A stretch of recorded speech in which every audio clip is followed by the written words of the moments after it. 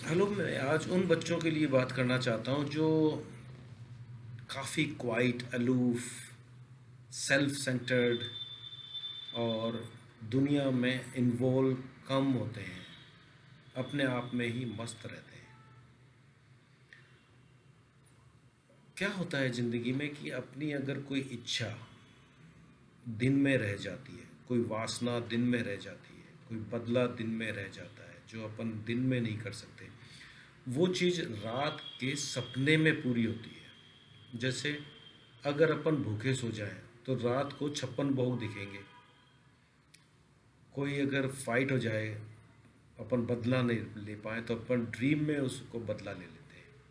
तो जो भी अपनी मांग है, द्वेष है, जो भी इमोशंस हैं, वो जो कंप्लीट नहीं होते दिन में, वो सपने पूरे करता है। तो सपने एक तरह का सिटी है प्रेशर कुकर की, जो अपनी लाइफ के स्ट्रेस को रिलीज करता है। तो अपन पास्ट कैरी करते हैं। इसी तरह से नेक्स्ट जन्म जब होता है, जब अपने जो भी वासना होती उसकी पूर्ति के लिए अपने को नया जन्म जन्म लेना पड़ता है। अगर वासना ना हो, आप फुलफिल्ड हो गए हैं, उस लाइफ को अपन बोलते हैं कि वो मोक्ष हो गया, उसका निर्वाण हो गया। अब उसको नेक्स्ट लाइफ की ज़रूरत नहीं है। ये एक नॉर्मल फिनोमिना है। ये ईस्टर्न वर्ल्ड तो जानता था, पर अब साइंस वेस्टर्न वर्ल्ड भी इसको अप्रूव करती है कि रीबॉर्न होते हैं अपन, और अपनी अचेतन मन में अपना पास्ट भी कैरी होता है। तो जो भी फुलफिल नहीं होता है, जो भी वासना रह जाती है, वो नेक्स्ट जन्म में कैरी होती है। उसी पे अपना नेचर, प्रकृति डिपेंड होती है। फिर होता क्या है जनरल लाइफ में कि अपन थोड़े से मैच्योर होने लग जाते हैं। तो वर्ड जो है,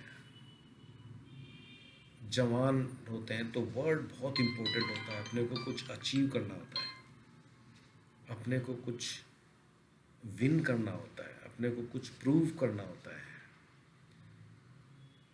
पर जैसे जैसे ओल्डर एज हो जाते हैं, जैसे जैसे अपन कमज़ोर हो जाते हैं, जैसे जैसे अपन एक अ, क्षमता खो देते हैं, तो अपने को एक चीज़ समझ में आती है कि वर्ड जो है वो लेस इम्पोर्टेंट है।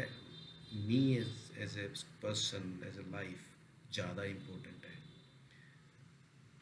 तो अपन वापस से जो वाइज हो जाता है, उसके लिए वर्ड लेस इम्पोर्टेंट हो जाता है, और वो फिर से इनोसेंट, सरेंडर, गिविंग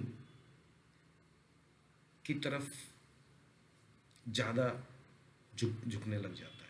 तो ये एक ओवर एज में होता है कि वर्ड लेस इम्पोर्टेंट हो जाता है। तो जो जितना सेटिस्फाइड होके एक्सपायर होता है, जितनी कम उसकी वासना होती है, तो नॉर्मल ह्यूमन बीइंग तो वासना के साथ ही मरता है, तभी तो उसका रीबॉर्न होता है। बट कुछ स्पेशल लाइफ होती है जो नियर एनलाइटेड है। उनकी वासना, उनका जो संसार की दौड़ और संसार की समझ उस लेवल तक पहुंच जाती है कि वो एनलाइटेड होते होते रह गए। वो जो बॉर्न होते हैं, नियरली रीच टू द मोक्ष, वो जो बर्थ होता है, वो जो किड्स पैदा होते हैं, वो बहुत ही स्पेशल किड्स होते हैं। अगर उन बच्चों को थोड़ा सा स्टडी किया जाए, जो मेरी हॉबी है, मैंने बहुत बच्चों को देखा है, या मैं बच्चों में ज़्यादा इन्वॉल्व रहता हूँ, या मेरे को आध्यात्मिकता या स्पिरिचुअलिटी और लाइफ के बारे में समझना मेरी हॉबी है, तो मैं इन चीज़ों को थोड़ा समझ पाता हूँ। तो वो तरह के बच्चे जो मैंने देखे, वो वर्ड में इन्वॉल्व ही नहीं होना चाहते। वो, उनको इंटरेस्ट ही नहीं है वर्ड में, क्योंकि वो सेल्फ सेटिस्फाइड है। उनका माइंड कुछ अलग कहता है, हर्ट अलग कहता है, ऐसा नहीं होता है। वो गैप ही नहीं है उनके। उन क्योंकि जब उनकी कोई वासना ही नहीं है, लेस वासना है, तो उनका कोई डिमांड नहीं है, उनके पास कोई जीतना भी नहीं है, उनको कुछ इकट्ठा भी नहीं करना है, उनको कुछ फाइट भी नहीं करनी है। तो अगर ये सब वर्ल्डली चीज चाहिए ही नहीं तो ईगो भी नहीं चाहिए, ईगो भी नहीं होता उनको।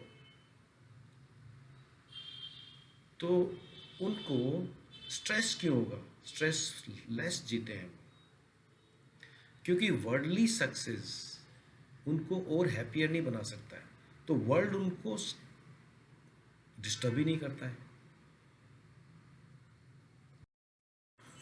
पर अभी जो मॉडर्न एजुकेशन है या सोशल लाइफस्टाइल है ऑल अराउंड द वर्ल्ड, वो बहुत ही क्रूअल है, जहाँ पे कट थॉट कंपटीशन है, आपको जीतना है, किसी को हराना है, आपकी सक्सेस दूसरों की हार पे निर्भर होती है।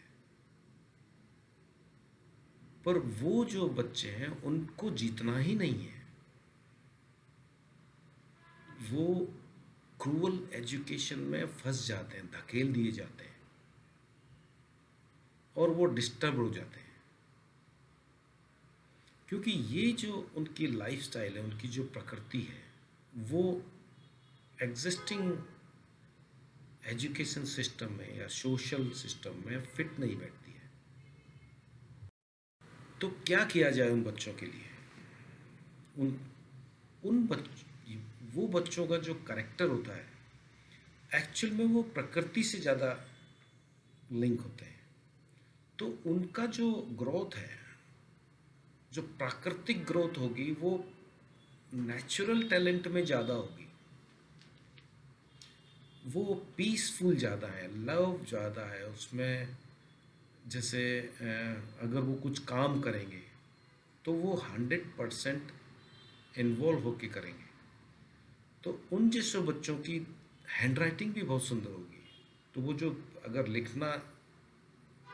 लिखावट करेंगे या ड्राइंग करेंगे, तो उनका जो टैलेंट है वो आर्टिस्टिक वर्ड के लिए बहुत अच्छा वर्क करेगा। म्यूज़िक, आर्ट, ड्राइंग, ये उनके लिए बहुत मैच करता है। तो उनको वर्ल्डली एजुकेशन सिस्टम में धकेलना, क्योंकि उनको भी सर्वाइवल तो चाहिए, तो वो ज़रूरी है। पर पेरेंट्स को अगर समझ में आ जाए कि इसका नेचुरल टैलेंट कहाँ है, वो प्राकृतिक नेचुरल, वो जैसे अपने गुरुकुल हुआ करते थे पुराने ज़माने में, तो वर्ड से पहले कि दुनिया में क्या करने जाओ, क्या कैसे जियोगे, कैसे कमाओगे, उससे पहले बेसिक एजुकेशन जो प्राइमरी एजुकेशन है वो क्या हुआ करती थी? वो ये समझाते थे गुरुकुल्स में कि लाइफ क्या है, हु यू आर, तुम कौन हो।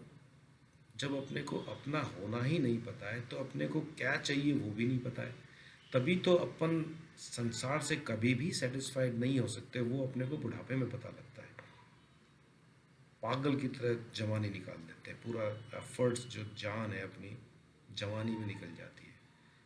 पर ये गुरुकुल एजुकेशन है जिसमें आपका जो प्राइमरी गोल है एनलाइटमेंट का, ईगोलेसनेस का, वासना रहित का, वो पहले समझाया जाता है। जहाँ पे अमीर गरीब, राजा का बच्चा भी भिखारी के साथ पढ़ता है, उसको भी मांगने के लिए दोनों को बाहर जाना पड़ता है।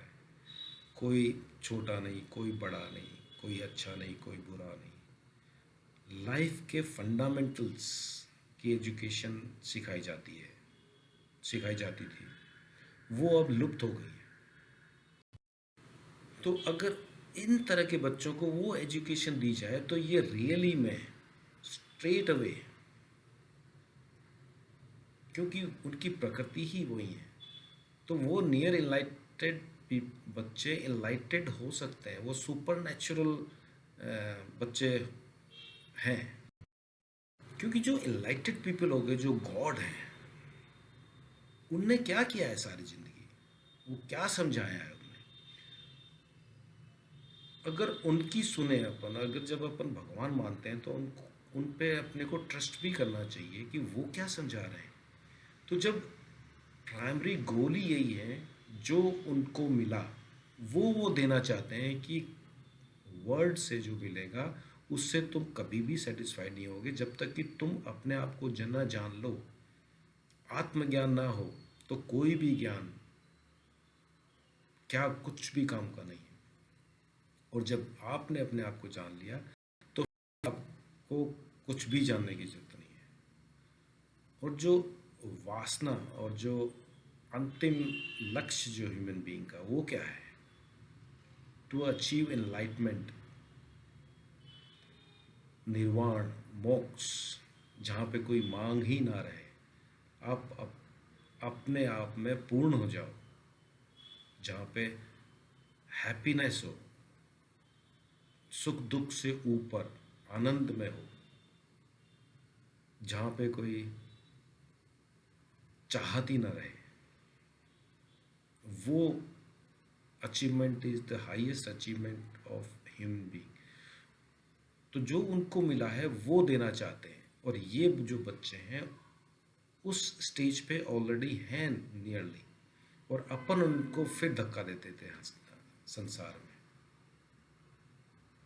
तो ये जो गॉडली एजुकेशन है, अपन भगवान मंदिरों में जाते हैं, ये करते हैं, इससे अच्छा ये है कि अपन उनकी बातों को, उनके पंडितों को नहीं सुन के, उनकी बातों को समझें और उनने क्या कहा उस पे विश्वास करें। आज भी इतने गुरु हैं, आज भी इतने लाइटेड ह्यूमन बीइंग है धरती पे। जेफ फोस्टर्स है, एखार्ट टोले है, अम्मा है, जग्गी है, मोजी है, नंबर ऑफ देम। उनसे मैं मिला हूँ। तो जब अपन उनसे मिले, एक बार उनसे रूबरू हो, तो एक ट्रस्ट पैदा होता है कि जब नॉर्मल ह्यूमन बीइंग वो इनलाइटेड हो गया तो मैं क्यों नहीं। और वो यही समझाते हैं कि तुम भी इनलाइटेड होने के लिए ही पैदा हुए हो। जो भी संसार में प्राप्त करोगे ये तो छोड़ के जाना ही पड़ेगा। ये समझ, इसको बोलते हैं आस्तिकता, कि मैं भी गॉड ही हूँ और मैं भी एनलाइटेड हो सकता हूँ। और इनके साथ में बैठ के जो संग हो जाए उसको कहते हैं सत्य संग। सत्य का संग, जिसको सत्य प्राप्त हो गया उसके संग बैठना।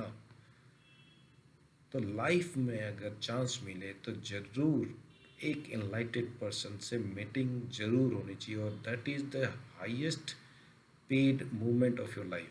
कितना भी खर्च हो जाए, ऐसे मूवमेंट को जरूर अचीव करना।